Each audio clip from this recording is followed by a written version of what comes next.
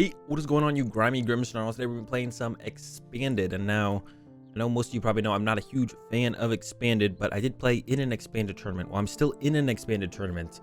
This is the deck I played, currently in top 8, but that doesn't play until today when this video goes up, because I played into top 8 on Saturday, and then on Sunday, which is when this video is going live, I'll be playing in top 8 with this deck. Now, I changed a few cards. There was a Sudowoodo and a Wobbuffet in here, and I cut those for a Nest Ball and a Via Seeker because I just felt kind of unnecessary. They're cool tech cards, but overall don't get a whole ton of value out of either of them, so opted for more consistency in the Nest Ball and the Via Seeker overall. And the deck's pretty cool. So it's a Mew Cramorant deck. Some of you guys may have heard or seen decks like this one, but it's a little bit different. No counter energy package or anything like that there has been in this deck in the past. Instead, we're opting for just kind of straightforward Mew copying Cramorant as the main purpose of the deck, and then a couple other additional attackers in the deck. Not a whole ton though, actually, to give us some more options against some matchups. We got the Dubwool with the Revenge Blast, the Lugia to mostly use that Lost Purge GX against really annoying things like mostly like item lock stuff like a Vika Vault or something like that. The Clefairy with the Metronome, and all these attacks cost triple colorless. But with the Mew being able to copy the attacks of any of our Pokemon in play, and Twin and double colorless energy being in Expanded, so we got 6 of those here. We could play 8, but we only play 2 Twin energy because we don't need the full 8. We also have some Lightnings in here to be able to utilize Koko Prism Star as well. And then Dimension Valley, taking away a colorless energy from the attack of our Psychic Pokemon's attacks. Mew can copy the Spit Shot, the Revenge Blast, the Lost Purge, or even the Metronome for 2 colorless energy as long as we have the Dimension Valley in play, and then utilize those as our attack for the turn. We also have Quaking Punch, which only costs a DCE, but we could also utilize that with the Dimension Valley plus a Lightning Energy. Same thing with the Energy Drive of the Tapu Lele-GX. You can even use Psychic with the Oranguru, and then we have a Bunnelby in here as well with the Burrow and Rototiller. Same thing. We could actually attack with this guy for free if we had the D-Valley and the Mew and the Bunnelby on the bench. And that's basically it. The main purpose of the deck, just to Cramorant a lot. There's a lot of draw support Pokemon in the format, and the one reason this deck got really good is because of that Telescopic Sight tool card. Allows us to do 30 more damage to our opponent's bench V and GX Pokemon. So we're talking stuff like Crobat V Lele-GX, getting those 1-hit KOs on that, because normally the Spit Shot only does 160 damage, but getting up to that 190 with the Telescopic Sight makes a huge difference for KOing stuff. Not just being able to KO Dedennes, but also going after those Lele's, Crobats mostly. And then we play a Target Whistle as well as Dowsing Machine, so we could Target Whistle again to put those things from the discard pile back on the bench, and then to snipe them all over again with the Spit Shot. So it's a deck that really tries to abuse the fact that stuff like Crobat, Dedenne, and Tapu Lele-GX are so good, which we play one of each of those in our deck ourselves because they are so good. Also play Mr. Mime in here. Protect our bench from snipe stuff. Mostly Tag Bolt is the main thing to want the Mr. Mime in the deck for. And I don't have too much else to say about the list. The rest of it's pretty standard Expanded stuff. We got 4 Quick Ball, 3 Nest Ball, 1 Rescue Stretcher, a Target Whistle, 4 Via Seeker, the 4 Dimension Valley, Guzma and Hala, because it can get our energy for the turn, maybe a Float Stone or a Sight, and then also the Stadium as well. And a Pokemon Ranger for the ADP matchup, mostly to remove that Alter Creation after they do that. 3 Professor's Research, Teammates, 2 Floatstone, 1 Hood. Hood isn't here to help us out with Muck, so we can attack while Muck or Garb are in play. Also, the Rowlet Alone Executor matchup to KO that Vileplume that we otherwise wouldn't be able to unless we have a Stealthy Hood, 2 of the Telescopic Sight, a couple Field Blowers, some Battle Compressors to synergize with our Via Seekers, or the Koko Prism Star to get the Lightning Energy back through that. And yeah, that's the list. I don't have anything else to say, so let's go ahead and let's get into some games. All right, into our first game, won the coin flip. We like to go second with this deck, try and get off a turn 1 Spit Shot, usually with the Cramorant on something on our opponent's side of the field. Another thing right now is the current Expanded ladder has not rotated yet. So, oh wow, this hand is a little wacky. Not a very good hand here to start with here, but we could use Encounter turn 1 to find ourselves a Pokemon to work with. I'll bench another Mew. I'll put down a second Mew. I'm not going to bench a third one, though. Yeah, the ladder has not rotated, so we might run into people playing with the cards that will become rotated out that are to be officially banned coming up. It looks like we maybe have walked into a mirror match here, as our opponent has also opened a Mew, but they need very little to have a better start than us. So, well, there comes a level ball, another Mew. Yeah, they need very little to be having a better start than us, because our hand is quite a bit rough. Not just a little bit rough, quite a bit rough. So the mirror match revolves a lot around Seismitoad, actually, because we can KO each other's Mews. That is a great top deck there. Battle Compressor, going to get rid of Research. I'm going to keep the Ranger in the deck as a Ranger, just in case they are also playing that. So actually, I kind of want to keep the Lightning Energy in the deck as well. What would be useless in this matchup? Mr. Mime is good. Clefairy probably won't be great. And probably something else that's probably going to be useless. I could get rid of the other Battle Compressor, I guess.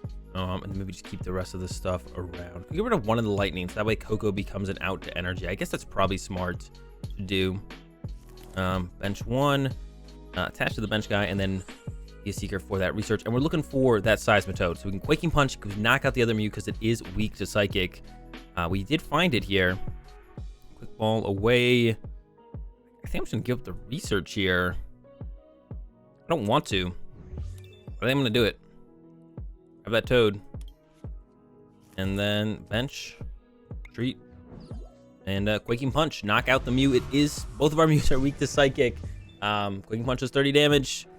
Pretty clean knockout there. Yeah, we just want to abuse that weakness here. And there's even the concession on the following turn. So Quaking Punch does our opponent in there. I mean, they had that Mew, but it's possible they were fully reliant on items from there. So we get a quick dub in the first one. Okay, won the coin flip. Once again, want to go second.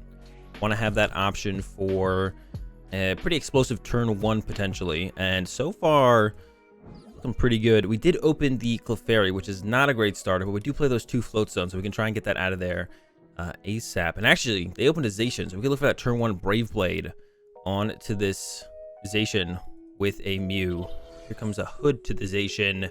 And do they have anything else to go with it? Just an Intrepid Sword. So we could get that turn one KO here and just end the game. Right off the bat, right off the rip. Give up the Hood.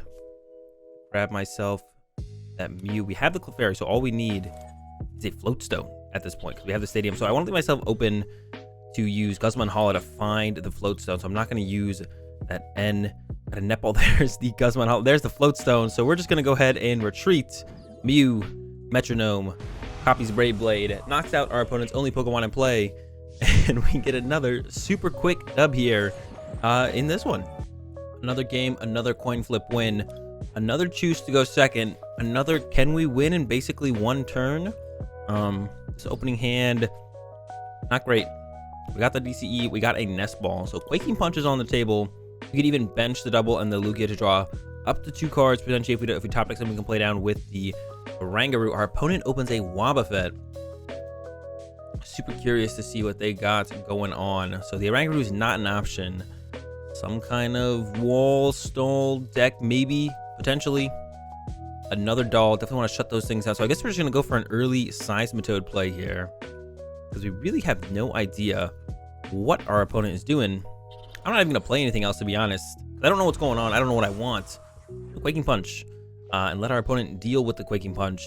See how they deal with the Quaking Punch. Maybe get some more information on what they are playing, because right now I have no clue. Besides the fact that they play Lily's Pokédoll and the Robo Substitute. Can't put any more of those in play this turn. And the question is, do they have anything else to do? There's a Steven's Resolve, so the answer is yes. They will have more stuff to do. I'm sure we'll see exactly what's going on as we see the cards they grab off of Stevens here. But yeah, the question is just kind of what are they playing? So we're gonna figure that out soon here, I guess. Steven's Resolve goes down. We might want to end them. We could go Battle Compressor here, put the N in the discard pile, play the N. I think that is what I'm going to do here, try and be as disruptive as possible. Because Steven's Resolve is any 3 cards. I'm sure they'll have a very solid turn next turn with, you know, this now 8 card hand, 3 of them being whatever they wanted. So I'm going to get rid of that N. What else do I want to get rid of? I want to keep all my energy around. I'm not sure what I'm up against here. And it makes me want to keep all my Pokemon as well, because I'm not sure what I think I could probably give up Mr. Mime. I don't think I'm going to need the Mr. Mime. but maybe keep everything else around once again, because I don't know what I'm up against here. The only thing I know is they got 3 cards that they wanted out of their deck and put them into their hand. So we're gonna end.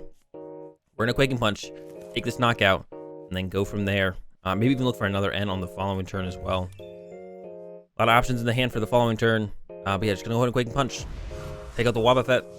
See what they got now. Still have not quite a great idea of what they're playing. I would assume it's some kind of Doll Stall deck, some kind of control or Doll Stall deck. There's a Bunnelby, so that kind of confirms it. There's a Water Energy. Here comes a Marnie. So yeah, some kind of control deck, I think for sure. So Quaking Punch usually a pretty good option up against these kind of control decks. We also have our own Bunnelby to work with to potentially recover cards and stuff like that. So we might try and utilize that later on. They play a lot of Wobbuffets. That is a lot of Wobbuffets. Once again, just gonna go ahead and hit with the Mew. I don't really feel pressure to use anything else here. Now, I'm curious what they're gonna go with the Wob themselves. Okay, we do want to get through these so we can actually potentially use stuff like the there's a Faba. Okay, so it is a control deck. We might be in some trouble here. I'm gonna be honest. Definitely not the kind of deck we want to play against overall. Just deciding what I want to discard off this Guzma Hala. I think we're gonna get rid of the Oranguru in the Stadium. Grab a Stadium, a Telescopic Sight, and a Double Colorless Energy. We did prize, I believe. Yeah, both our Twin Energy are prized. I'm not gonna put any of this in play. Just gonna go ahead and Quaking Punch again, and just gonna repeat. So they can recover their Fabas with the Bunnelby, with the Rototiller, but they can't play their stuff like their Via Seekers. They do have stuff like this, the Handiwork, which can mill cards. Yeah, we're just gonna be full Quaking Punch in this one. Once again, not gonna do anything, not gonna play any cards until we have to. Just gonna be full Quaking Punch in this game probably. We do have those 2 Twin Energy prizes, and if we could just get through their board, we're just gonna win the game. We do have a lot of outs to attack with Quaking Punch because we do have 4 DC, 2 Twin, 2 basic Lightning, the Cocoa Prism to recover those Lightnings, as well as D-Valleys to combo with them. So we have a lot of outs for sure. There's another Twin. Once again, just Quaking Punch. We're just chilling. They only have these 2 Pokemon left, and at some point, if we really want to, we can start swinging big with like the Spit Shot or something to start 1-hit KOing stuff. Here comes a Plumeria. Got the Twin to back it up though. I might want to start using Research sometime soon, but I could do Via Seeker for Guzma Hala at least once. Yeah, but now that we know what we're playing against, we could probably play. Actually, I do want to leave cards in my deck so the Team Rocket's Handiworks don't hit me too hard. There we go. I guess I don't have to dig too deep yet. Another Twin Energy and Quaking Punch, another knockout. Only 2 Pokemon on my opponent's field till we get the Telescopic Sight. That's gonna be basically useless in this matchup.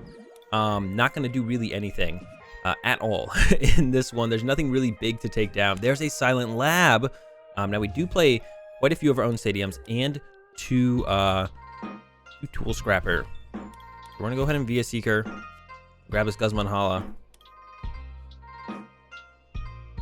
Use it. Get rid of the Sight and the Lugia. Actually, I like the Lugia with that Lost Purge. That could be a big deal actually to be able to use to get through a Pokemon really fast. Grab a DCE, Float Stone, and a Stadium. We could even attack with the Seismitoad if I want to. I'm not gonna go about that route yet, but I think I'm gonna attach this basic energy to the Seismitoad. I kind of want to use this, because now that I know that they play Silent Lab, I do kind of want to prepare myself and search my deck for a supporter, which will be this Research. Yeah, we just want to keep Quaking Punching, so I'm going to go ahead and throw that there. Quaking Punch. But yeah, the Lost Purge option, not a bad option, especially when we need to get through something bigger, potentially like this Oranguru. Not next turn, but in a couple turns. We're probably going to have to KO this Oranguru, so... Yeah, and then with stuff like Silent Lab, we definitely want the option to be able to attack with just the Seismitoad. So it's a good option to have. I could go ahead and Nest Ball for the Coco actually to already get that in play to play around Flare Grunt on my Lightning Energy potentially. Quaking Punch once again. This Float Stone wants to make its way to the Toad probably because we'll put the Toad in the active, then we want to get the Toad to the bench and so on. But yeah, we're just going to hold the hand still. We're going to keep holding out on this hand. There's an end. These ends are going to be big every time my opponent plays one. Just don't know how it's gonna go. There's a Dowsing Machine, so we have more outs to seeing cards. That's all we want options of, just being able to see cards. We did lose that. That's a Mew. That's fine. We did lose the. We lost something. I completely forgot the research that we got with the Lele. We have a Dowsing Machine that we can use to recover a research as they mill another one. Milled quite a few of our researches. Okay. Quaking Punch. The Bunnelby goes down. They have one Pokemon in play. Once again, can't put any of those dolls in play that they do play, or the subs. So we have to find the Pokemon. We've gotten through 3 Wobbuffet, a Bunnelby. Here's another Oranguru. Now, these guys got a lot of HP. These things are going to be hard, a lot harder to get through. But I could get pretty aggressive here. We could go with the Spit Shot and then try and go for another Spit Shot on the next turn. This would allow my opponents to play items on their turn, which is what I would be scared of. So I'm kind of unsure about how I want to go about this. But we could get aggressive here. They don't have a ton of cards in hand. I'm very undecided about how I want to go about this. I think we're just going to go ahead and get aggressive. Try and close it out on this turn, on this next coming up turn here. Put a Pokemon. Go ahead and grab the Cramorant. Yeah. Hope we don't get put in too bad of a spot by doing this. Here we go. Spit Shot. I could have sat here and Quaking Punched 4 times and then taken that last one there. And that might have been the better play, but we're going to get aggressive here. Try and close this one out in 2 turns real fast. We'll see what our opponent has. We can go back into the Quaking Punch. Now, here come the items. There's a Field Blower. Here comes a Crushing Hammer. The Tails. They didn't have that many cards in hand to begin with. Anyways, here comes that Via Seeker. What are they going to grab? An N. So we are going to get N to 1. We don't have our Oranguru. It is in our discard pile. Here comes the N to 1. Maybe Quaking Punch was a little bit smarter. We got a Nest Ball, but the Oranguru was not in the deck. So, the Oranguru is not in the deck. So I can't Nest Ball for it. And they actually have the Silent Lab as well. So it wouldn't even matter. Maybe I overstepped here. Maybe I should have gone in with the Quaking Punch. Those items hit pretty hard. We do only need that 1 prize card. But we're a little ways away from it now. I feel like I definitely overstepped here. We're super reliant on our top deck at this point. If we ever get there, though, we will just win the game. We top deck a Via Seeker, a Research. Should be pretty easy to get out of this one. Comes a Plumeria to remove my Lightning Energy. Won't be able to Quaking Punch with the Toad with double Lightning next turn. But that's not that big of a deal, I don't think. They're going to start to recover a lot of resources. Yeah, it's really just going to come down to, do I top deck basically a Via Seeker for a Research? I have a Research left, 2 Via Seekers. 30 card deck, though, is a lot. But if I get any Twin or DCs, I can actually start attacking with the Seismitoad, with the Quaking Punch, and kind of go from there. Yeah, I think I overstepped. I think I should have probably Quaking Punched out that Oranguru. Got a little bit ahead of myself, and we're going to be in this draw pass phase for a little while. Until they start handiworking us. But once they start handiworking us, it's going to start going pretty fast. But there are ways from being able to set up like some kind of handiwork chain or anything like that. Yeah, there are ways from that. We don't have to worry too much yet, I don't think. There's the Bunnelby. Here comes the Steven's Resolve. They're going to start getting into the mill, I think, pretty fast here now. Steven's Resolve, probably going to even stock up on stuff like Fabas and stuff like that to try and make sure I can't take any knockouts anytime soon. Actually, if we top deck a Via Seeker, we can go for the Guzma play and get Stadium plus Energy. Just cram Snipe. Okay, we got the Field Blower. So we can get rid of the Silent Lab, but getting rid of the Silent Lab doesn't really do anything right now on its own. It does give us access to Tapu Koko, which could give us access to Beat Catch, but then you know my opponent's going to want to end me. So we got to just kind of wait out a little bit longer here. Kind of play dead almost. Pretend we just have a dead hand. This is a very big card to have in our hand to have the option of. Oh, they brought up my Koko. I was like, why? I thought it failed for a second. All right, end back down to 1, so we don't get the value out of the Field Blower there at all. But they could have just had another Silent Lab, so I didn't want to be too aggressive with it. Yeah, my Koko's in my active now. Maybe I should have. No, I don't think I could have ever popped it there. The dolls and subs are making their way into play. Doesn't really matter if they don't have a Mr. Mime to protect their bench, though. We can still just Cramorant Snipe over it. Or just KO this Bunnelby that's in the active here. For sure, Koko does not have free retreat. Here come the Burrows. Via Seeker, that's the one we wanted. Here comes another Burrow. There's a Ranger. What do we top deck now? Float Stone. Once again, kind of just play dead. Just pass. Be like, all right, that's fine. We're not going to put it on the Koko yet, although we could retreat to the Mew. We kind of just open ourselves to be up counter catcher by something else after that. Via Seeker. No way. Yeah, just going for the handiwork. They're getting aggressive now. Here comes the full-on mill. There's a heads. Nothing big there. What does the burrow hit? That's a lightning energy. That's a big one. We can Dance of the Ancients for 2 lightning now, potentially, but I definitely would have liked to have had that lightning stick around. Comes another burrow. A research. What do we get to the top deck? Our own Bunnelby, which could be good here coming up, actually. We're going to go ahead and pass.